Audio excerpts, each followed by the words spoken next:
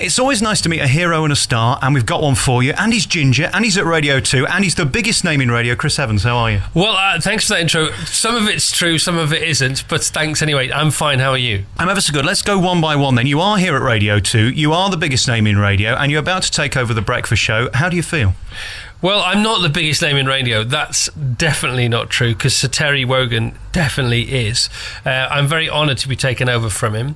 I'm very humbled by the whole situation, and I'm very focused, and I'm excited, and I will be nervous, but I'm not nervous yet. Let's face it, there was only you and Jonathan Ross who could have taken over from Terry Wogan, because there aren't that many big names in radio anymore. I mean, there's Tony Blackburn, I suppose. He was up for it. Was he? Well, not that I heard of. There are lots of big names in radio, but it's just about being in the right place at the right time. The timing of taking over from a guy who's been on his show on and off for nearly 30 years, you just have to be at the right place at the right time, and thank heaven I was. You can't plan this. It's impossible to plan. To be sort of 43 years old when the guy you're taking over from was 37 years old when he started, and to have then had 4 years of practicing on the station and becoming part of the family, and then conveniently being here for when the Knight of the Realm, that is Mr. Wogan, decides to step aside. That's the stellar alignment of unparalleled consequence as far as my career is concerned, and I'm happy to get on my knees now and say thank you again. It seems like everything happens for a reason in life, and you have ups and downs. Radio 1 was a high for you, TF5 Friday was definitely a high for you, then it all seemed to kind of go down, and you're back at the top again. Do you think you have to come down to go back up? No, you definitely don't have to come down to go back up. And I don't advise it for 1 second. It takes years off your life. It sends your hair white instead of Titian, red, ginger, auburn, call it what you like. But I had to, a lot of people have this hiatus in the middle of their career because you plan for a lot of things. You work really hard, but you don't plan for what happens when you win. When you get the trophy, when you raise it aloft, you don't really know what to do next. And what you should do is just carry on doing what you've done. But it feels like an end of some sort, and so you look for a new beginning or the next chapter, and it's not. It's about carrying on doing what you're doing and sowing seeds for next season. What I've realised now is that in what we do, which is radio every day, there is no end point, and it's about consistency, and true success is consistency. And if you look at Steve Wright, and you look at the Today programme, and you look at Terry Wogan, and you look at the guys on 5 Live, it's just coming into work every day, doing your job, going home. And lots of other aspects of the media, whether it be book publishing or whether it be movies or television, they tend to have these sort of 13-week, 22-week periods, where they start, they rehearse, they film, they write, they produce, and then they have a wrap party or an end. That doesn't happen in radio. It's like a normal job. You go to work every day, and you might get a sticker rock in the summer, and you might get a mince pie at Christmas, and you've got to realise that. And when you do, and the sooner you do, the better it is. Long answer to your question, but there you are. Does it ever become normal when you're on the telly and millions of people are watching you, or at Radio 1 and the number one DJ in the country? Yeah, I suppose you do. I mean, it's about realising why you're there in the first place. Do you think about your audience? Yes, you do. But more importantly, you think about why you're there. You're there because you've got to do a job. What's your job? Well, for John Humphreys, it's extracting, more than a yes or a no, or even in fact a yes or a no out of a politician. For Jeremy Vine, it's about playing devil's advocate to all the people who's got on moaning about this, that, or the other. For Steve, it's about getting people through the afternoon at work and being the soundtrack or the backdrop to home time, which is 5 o'clock. And so I think about that. I think about, why am I there? Well, I'm there to cheer people up primarily, to make them feel a bit better if they're down, to make them feel better still if they're already up, to play the right music first and foremost, because we're a music entertainment radio station, and also not to indulge that airtime with my woes and my worries and leave them at the door. And that's what that's the mistake I used to make. I used to think that after a while of sort of putting cash in the bank for the listeners, I'm allowed to then make a withdrawal for myself. Well, I'm not. That's not what I'm allowed to do. I'm allowed to feel bad and be cheered up by other people on the radio, but when I'm on the radio, I'm not allowed to be miserable or to be negative. That's a rule I made 4 years ago, and I've stuck to it, and it's working pretty well at the moment. I'm about halfway through the book, and what it seems to me is part of your fame came from the fact that you were kind of flawed. You were struggling with coping with the huge fame that you had. No, without doubt. I have a very clunky career path and life path, and that does make for interesting reading. Blimmin' tiring to live, and almost destructive. Well, it is destructive, but almost ultimately destructive. But no, of course it makes you more interesting. All my favourite people that I want to read about have had the highs and the lows and the black clouds and the sunny days. John McEnroe's biography, one of the best ever written. Robert Downey Jr., no book about him yet, but what a life story.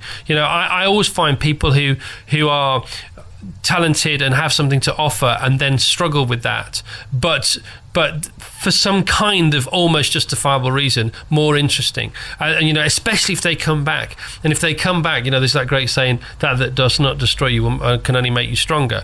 If you come back, you are better than you were before because you have a perspective, whereas before you had this source of energy and talent or ideas or creativity or whatever it may be. But now you have that, and then also you have a perspective for what to do with it, how to make it more useful. So you are the puppet and you're the puppeteer, and hopefully you're making something that will leave people, in a better mood than when they joined you, but also without taking anything away from them.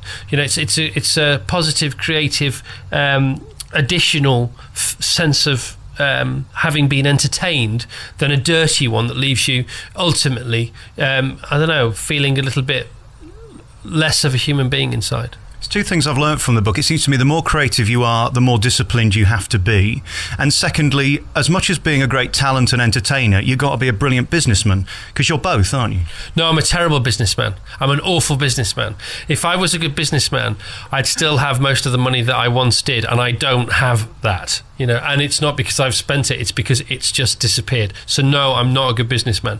I was driven by a desire to do what I loved, which caused me to borrow £85 million from a bank, which then I did at the right time, which consequently meant that I could turn that into over £200 million. But that, even though it was business, it wasn't a business decision. It was a creative, instinctive decision made by my absolute driven ambition to get back on the radio. I wouldn't have done that for a business decision. If I had done, or if it had been a money-minded sort of decision, I wouldn't have taken it. I didn't care. If I lost £85 million, it was worth it to have a chance at getting back on the radio. So no, I'm a terrible businessman. I mean, I'm done all right. I know, we're okay for a loaf of bread and a can of beans, but no, don't follow my business plan whatsoever, whatever you do. What bothers you more, losing all that money or having Carol McGiffin on the TV talking about you on Loose Women every day? Well, I don't know if she does talk about me every day, because I only ever see it when it's on in the gym, which is the same gym she goes to, by the way, which is a bit spooky. But at least if she's on the telly, I know she's probably not going to be in the gym. However, they do pre-record some of those, so that worries me from time to time. But we have the sound down, so I don't actually know what she's talking about. But I can imagine what her voice sounds like, having heard it for a few years. Now, it doesn't annoy me at all. Carol does what she likes, and she gives some enjoyment to some people, and that's fine by me. Can I ask you some silly questions? What's your greatest achievement? What are you most proud of? Having a son and a daughter and a wife and a great little dog called Beth. So you'd give up all of this for that? Always. I mean, of course. Yeah, this is still only work. Do you think you'd have said that 10 years ago? Yeah, if I'd have been in the same situation, yeah, I would have done. But I wasn't. So the question wouldn't have been. I mean, the question would have been applicable, but the choices of answers wouldn't have been there. What are you least proud of? I'm least proud of leaving my daughter when she was little. And I'm also least proud of something else which I thought of this morning, which was going to court, taking Virgin Radio to court, or SMG to court, which was a really big kid throwing his toys out of the pram. And I should have just left quietly, having done all right, instead of saying, I want more. And of course, we've got to talk about the guests that you've interviewed, because at the point when you were doing TFI Friday, everybody wanted to come on your show. Who did you enjoy interviewing the most? Well, there were so many of them. They all sort of paled. There were 3 a week for 5 years, or sometimes more. I mean, I remember Paul McCartney very well. I remember Howard Stern very well. I remember Rod Stewart very well. I remember Posh quite well. I remember P. Diddy quite well. But they weren't proper interviews. They were more fun. So we didn't really get any movement out of anyone, but they were entertainment interviews. They weren't like this, for example, and they weren't like Parky or Piers Morgan or Desert Island Discs, or Jonathan on some nights. So there wasn't really a memorable... I mean, I remember the bits like Will Smith chipping golf balls into a waste paper basket. I remember Samuel L. Jackson coming on the show just to read the intros to other guests because he was the guest this show doesn't have time for. And that's what he said. Hi, I'm Samuel L. Jackson. I'm the guest this show doesn't have time for, but in a different, more Samuel L. Jackson voice. So I remember funny bits, and I remember the bands performing. I remember David Bowie performing and having such a good time that he stuck around afterwards and played 4 more songs just for the hell of it. And then other bands heard about that and they started doing it. I remember Robbie coming on again. I remember our Comic Relief special that was due to go out at 11 o'clock at night and went out at 12:15, all live, and it was the first simulcast between Channel 4 and BBC One, and we got 66% share of the audience, which even X Factor doesn't get. So I remember nights like that, but then there are lots of nights I don't remember for very, very, very awful reasons. Is there any better feeling of being so famous and so popular that anything's possible? I mean, if I asked you to do certain things now, you're going to say no, but in those days, if you asked somebody to do it, they were probably going to say yes. Yeah, I mean, the whole thing about you don't realise, you don't realise. I always said this when Take That was splitting up. I said, do they know what they're doing? Do they realise there's nothing much else out there, and they might just want to take a year off? When you're the centre of something, you don't realise first time round at least how brilliant it is. Because it does become the norm, no matter how spectacular and extraordinary that norm is. And I think you don't realise what's going on, who you're asking to do what, and what you're asking them to do. Whereas now, you could do that, but I always quote Spider-Man's uncle. He said, with great power comes great responsibility. And I've now realised that, and it's much more enjoyable doing it that way. And of course, the big battle is between you and Moyles. That's what everybody's talking about. Are you bothered by that? Because, we all know that you're excited to be on the radio and you like a challenge. Yeah, I don't think there is a battle between me and Moyles because we both work for the same station, same network, or same corporation. I am not going up against Chris Moyles. I think that's completely counterproductive. He's on Radio 1, I'm on Radio 2. It's not like he plays for Man City and I play for Man United. We actually work for the same company. So no, there is no battle between me and Chris Moyles as far as I'm concerned, and that's not me copping out. That's me seriously thinking about what I have to do in January. Good luck to Chris, good luck to whoever takes over from him, and as far as I'm concerned, I've got to look after Terry's audience. I've got to grow that audience if I can. I've got to keep the demographic as wide as possible. All this talk about chasing younger audiences, that's not what we're doing. I think Radio 2 is a family station, and I think you can listen if you're 7, and I think you can listen if you're 97 and even older and even younger. I think we're chasing a very broad audience, but not chasing a younger audience. My average listener is 51 years old. Terry's is 53. That's not a young audience. It's not an old audience. So I'm quite focused on what I've got to do, and I can't wait to do it. I'm getting excited about it now. I will be nervous on the first morning, but I'm all right at the moment. I bet you're already thinking about stuff to do. What's interesting about listening to your show now is how warm and friendly you are. Radio's definitely changed since your day, hasn't it? Yeah, it has changed, but lots of things have changed, and I think it's changed across the board. I think the independent sector's changed. It's had to become more targeted. It's got to deliver a certain demographic. It's got to be more specific in what its stations do. Groups of stations have to deliver a similar product so they can be more attractive to advertisers. As far as BBC radio is concerned, we've come full circle, and I was at the beginning and the end for different reasons, and I think it's better. We've been brought back on side. We have to be more responsible. We have to be more culpable. And we have to be more creative, I think, which is weird because a lot of people are saying, all these guidelines, be less creative. No, you've got to be more creative to be as entertaining, and you can do it in loads of different ways. And if you can be entertaining without offending people, that's got to be the best way to do it. And things that are risque or close to the knuckle, they're not more entertaining, they're just a bit more shocking. But at some point, the shocking factor has to be replaced by entertainment. And if you get into the habit of shocking, you go down the shocking route. And the next shock has to be more shocking than the first one. And where are you going to end up? Well, you're probably going to end up in Dante's Inferno, one would imagine. Whereas if you get into the habit of just being good and being colourful and making great movies on the radio. Steven Spielberg never offended anyone, and he's doing all right. Let's go down that. Let's go to his school. You've had an amazing life, and it continues to get better and better and better. To bring this whole thing full circle, have you ever been in a better place, even when you're at your height and everything was going brilliantly? Is it as good as now? Never, ever been in a better place than right now talking to you. I'm not joking. Life does not get any better than this. Well, and if it does, I don't want it. Can it get any better than this? Is that possible? I don't believe it. I was thrilled when I got a job on The Big Breakfast. I was thrilled when I got a job in 1985 as a warm-up DJ on the Oxford Roadshow in Manchester when Peter Powell did it and then Timmy Mallet did it after him. I was thrilled to host Live 8. I was thrilled to do TFI Friday, and I was thrilled to go be hit on Noel's house party as his NTV victim one Saturday afternoon, and I was thrilled to earn my first £1 million, and I was thrilled to buy my first posh car, and I was thrilled to do all those things, but none of those even added together make me feel like I do now, which is amazing. Is there anything more humbling than being called Daddy? Granddaddy, maybe. All right, listen, congratulations on being you. Thank you for the memories, and good luck with this new breakfast show. I'm sure everybody's going to be there, and all this nonsense in the papers. Do you even read it? Oh, of course. No, you got to read what they're saying. It's very important. You got to be informed. But not. It's not all nonsense, But there's an inconvenient truth at the heart of it, which is the fact we're not chasing young audiences. We already deliver a post 50 demographic, and the whole Moores Evans thing. You're not interested. Thanks very much. Final question. This is where you're going to walk out, and please don't. I don't mean it with any kind of disdain, but are you going to work Fridays?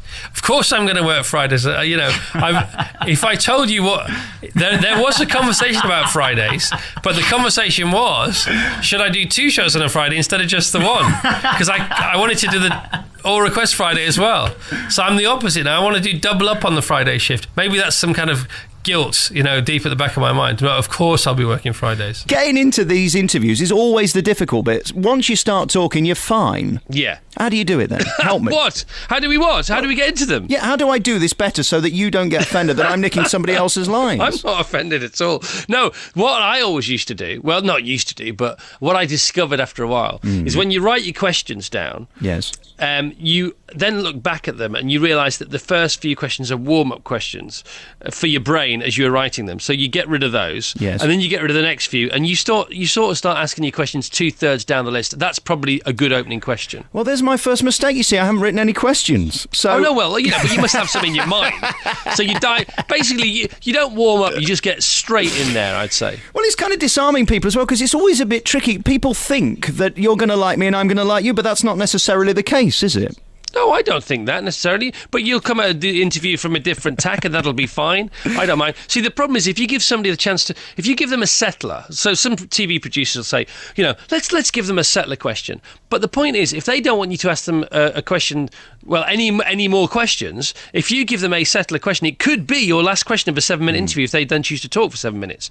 So get rid of the settler question, just get in there. You still are on the most listened to radio show in the country. Congratulations. Thank you so much. Yeah, I heard that was the case. Well, when we last spoke, that wasn't necessarily going to be the case, because you took over from a man called, Terry Wogan. Oh, yeah. And everybody said nobody would listen to you, yet they've stayed. Is it that old adage that once you've left the car park, they've forgotten your name? No, I mean, the thing is, it's about being on radio too, and it's about the fact that we have this great sort of... I don't know, we have is it an army, is it an arsenal of we've got a huge transmitter, literally. I'm not, just bragging on our birthday. Yeah, but we have got this huge transmitter, we've got a quality signal, we've got quality output.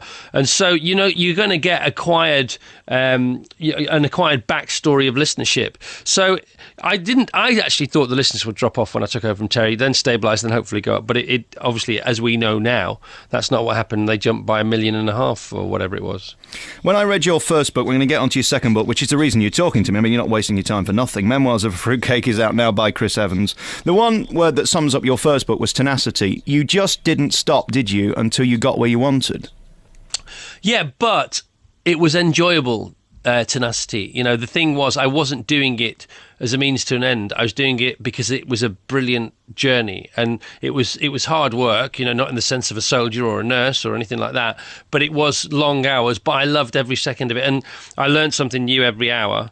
every minute almost. And I'm still learning today. You know, I from this morning's show, I always take something. It's like, you know, I watched that fantastic movie about Facebook yesterday, The Social Network. And, you know, the guy who invented Facebook, you know, for him, it was never about the money, and it still isn't. And he's the youngest billionaire in the world. For him, it's about the passion. And everything else comes if you stick to your passion. Of course, the mistake I made is that I then left my passion behind and tried to have this non-stop party, which was not one of my better ideas.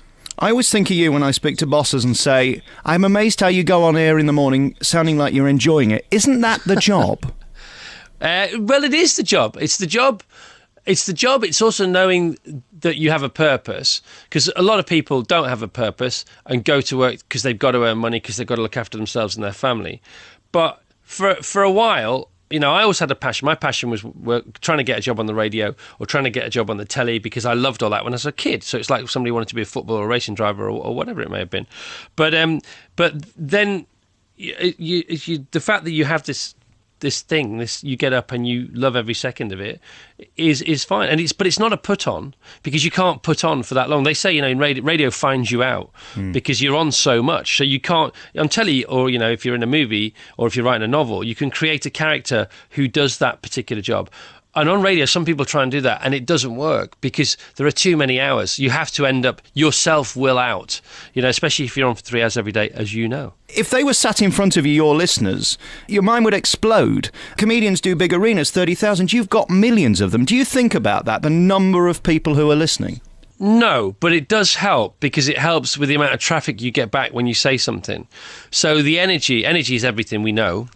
Especially in this business. And so if I say something, you know, I'll get a lot of reaction back, whether it's on Twitter, whether it's on email, whether it's on text, you know, telephones. And that does help immensely. I mean, I listen to shows that don't have huge audiences, which are still good shows, and I can see the guys and selling their ideas, waiting for a reaction from the audience. So, you know, the hugeness of the audience definitely helps. Well, do I think about them as a whole? Yes. Do I think about my responsibility? Yes. But, you know, if I had one listener or 10 million listeners, the one listener would be as important as the 10 million, and because it has to be that way, otherwise it's not right. We're back with Chris Evans talking about his new book, Memoirs of a Fruitcake, and we were just talking about your responsibility, and we spoke about this last time, that you suddenly have a conscience about that. I think there was a period, certainly in this book, where you didn't necessarily have that worry about what you were saying on air and would say anything. Yeah, no, there's no doubt about it. You know, I ran out of ability to be on the radio, or for somebody who should be allowed to be on the radio, because I just thought it was a bane, thought it was some kind of almost not punishment, but, you know, some kind of burden to bear, being, you know, having to go on the radio every day. Well, you don't have to go on the radio every day. Go and do something else. Go and, you know, in fact, don't be on the radio, because you're actually not very good at it anymore, and you're saying things that nobody wants to hear. And so I completely took it for granted. That was the thing. I took it for granted, and then I abused it. You know, I didn't abuse it sort of consciously, but, you know, any kind of abuse is abuse, and that's what I did. Let me ask you that question about those around you and why they didn't rein you in. I mean, your mum, for example, is one of the most special people in your life. Did she ever say to you, here, Chris, just wind your neck in a bit? My mum has never commented on my career. No, to her, it's just, I don't know whether it's important or not, but it's definitely not a topic of conversation. I don't know where you've got that thing with your mum, but you know the automatic turning off of the swear switch, when Yes. you just don't swear in front of you. Well, I don't. I mean, some people do, which I don't get at all. But I just don't. I don't swear. I don't say anything naughty, and it's an automatic thing. I cross the threshold of my mum's doorstep, and that's where that particular valve stops glowing in my brain. And it's the same with talking about work. My mum, as long as we're okay, you know, as long as we're healthy and we've got enough money to feed ourselves and a roof over our heads, then that's that. Now let's talk about other stuff. She's really not interested. And she was a nurse, you know, for years and years and years, and then she was a care assistant at an old people's home. So she thinks that lots of things that other people think are important are rather silly and trite, and she's absolutely right. And this is one of them. And in the latter part of your career in the last 10 years, Chris Evans walking in a building is a big deal for those around you. Does that ever become normal when there's kind of an aura? I know that sounds silly, but there is. I've seen people around you. No, well, it's not an aura. I mean, there's a ring of something, and but everybody gets it. Alan Sugar gets it. People who run companies get it. People who are above other people for the right reasons or the wrong reasons get it. But it's as much. It's a 50-50 deal. It's a two-way street. It's up to us who are being revered, avoided, worshipped, reviled, to recognise the fact that people aren't being natural with us, allowing for that, and making sure that we don't get taken in by it, and also trying to ease the fact that it happens. But that's not easy to do. Are there days when you wake up and you wish you could be Chris Smedley and not Chris Evans? No, I love every day of my life. I love being me. I think it's great. I have no complaints about what I do for a living. I always say the advantages far outweigh the disadvantages, which barely exist at all. So no, absolutely no complaints. One of the things that stuck out in our last interview was the fact that you said that you don't need to be shocking on the radio. You don't need to be outrageous to have a successful career. But of course, I think without it, you probably wouldn't be sat here talking to me today. Do you accept that now, that actually it lured a lot of people in, you being edgy, risky, and potentially ruining your life in doing it? No, I don't accept that, because I was reining people in by being just funny and innocent and positive on The Big Breakfast, on Don't Forget Your Toothbrush. You don't have to be aggressive, confrontational, rude to be edgy. You can be edgy. Peter Kay's very edgy, but he's none of those things, and he's the most successful comedian this side of the Atlantic. So, in fact, I think I achieved as much, the right kind of notoriety before the dark days that I ever did during them. And in fact, if anything, they put me back, and threatened my career. And I had to come back and knock on the door and say, please, can I come back in again? So I actually completely disagree with that. We're back with Chris Evans on your favourite local radio station, talking about his new book, Memoirs of a Fruitcake. And the thing about you is, since we last spoke, you started this one show. Let's start at the beginning. Is it fun? Yeah, it's loads of fun, because I'm not producing it, and I've always produced the programmes I'm involved in. I've owned most of them, and I've employed and been responsible for the people working on them. And there's a lot comes with that, Every employee is a potential headache. And, you think, hang on a minute, I'm paying you for the therapy, you should be paying me at times, And but the one show's not like that. I go in, I do my bit, I'm part of the meeting. I get told no, which is always a good thing. I get told no quite a lot, to be honest. At least 3 or 4 times a week. Really? Yeah, you're not doing that, Can we do this? No, I can't really do that this week, Chris. Maybe I want to do that next week. So it's good, and it's I'm part of a team. I'm not the player manager and the goalkeeper and the left winger and the right winger. I'm part of a team, and I go in there on a Friday, and it's brilliant. I get in there, I meet up with Alex at 1:00. We have a little chat. We have a read through the script, and then we have a block through, and then we do the show, and before you know it's over. And everybody says it's not long enough, and that's the one thing you want them to say about your show. It's not long enough, because that means they want more. The one thing you don't want to say is, it's a bit long. You're quite tough on yourself in this book about the fact that it was all riding on you. Is it now nice that you don't own Radio 2, and that therefore if it fails, it's not going to go bust? Because that's really where all this started, wasn't it? The megalomania came on the back of the fact that it was all riding on you. Yeah, no, the megalomania came before, and then the frustration and the anxiety and the conflict came with the fact that it was all riding on me, and I sort of stepped on my own head and pushed it further under the water needlessly. I didn't have to do that. If I could have been more organised, it would have all worked out fine. But then I wouldn't be here now, wouldn't be married to Natasha, wouldn't have my son Noah. So it's it's all okay the way it's worked out. But not owning Radio 2, I wasn't aware that it was for sale, by the way. But and not only the one show. No, this is a far better way. It's a far healthier way of existing, as far as I'm concerned. I get paid. I pick up a check. That's the end of it. I don't have to do any of the stuff behind the scenes. I'm not very good at running a company. I was very fortunate. I made a lot of money by accident. It was accidental. It was a convenient accident for a while, and then it was then it wasn't such a convenient accident. But as far as owning and running, things, I'm fine the way I'm. The responsibility is there to the BBC, which is entirely different. And I do feel a huge responsibility to the BBC. We had troubled times a couple of years ago with the Russell Brand and Jonathan Ross episode, and we're always under flak, or always under fire. And I do definitely feel a responsibility to upholding the quality, the family values of the BBC, reminding everybody in my little way what that's about, conveying that to the listeners, and then hopefully averting some of the flack, which we do get, some for the right reasons, some for the wrong reasons. I listen to your radio show, and I hear that you get dressed in the dark in the morning. Does the current Mrs. Evans not know who you are? She does know who I am, and that's why I have to do what she says, because I'm her husband.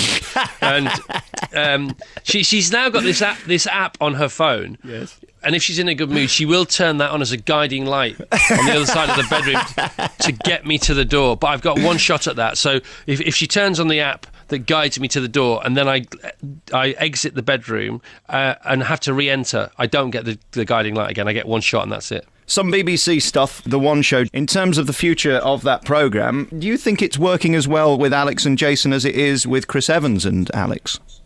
Well, I mean, the figures speak for themselves. The figures have never been healthier for Monday to Thursday and for Friday. I mean, I can't do for 5 days a week. You know, I was only ever asked to do 1 day a week. They auditioned copiously for Jason and Alex, and the viewers have given them the thumbs up. They now have more views than that show's ever had before. If they wanted you to do 5, you'd say no, would you? If they wanted me to do, well, I've done a couple. I've done a couple of super subs for Jace, but they wouldn't ask me to do 5 because Jason's the incumbent Monday to Thursday, and I'm doing me Fridays. And all that fracas about you and Chris Moyles, you went on the Richard Bacon show and said a few things. Do you regret that now? Or... Yes. Oh, really? Yes, definitely, 100%. Yeah. So why did you do it? Well, I did it because I was asked a question at the end of an interview. I didn't have an agenda. We had a 1 hour interview. I get on very well with Richard. We're both massive radio anoraks, and we were talking about the ins and outs of things.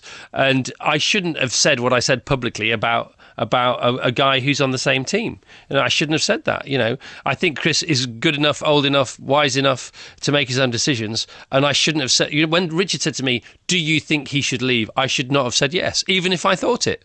That's sad though, because that's what we love you for, your honesty, isn't it, in a way? Yeah, but I wouldn't have been dishonest. You know, you don't have to say what you think. But you shouldn't say what you don't think. That's being dishonest. But you can not say what you think. Listen, we could do this for another hour, and we've got to go now. I'm totally confused. Memoirs of a Fruitcake is out by Chris Evans. It's always a joy to talk to you, and thank you for the memories, and good luck with the Radio 2 show. I believe it's got quite a few listeners. Chris Evans, thanks. You're welcome.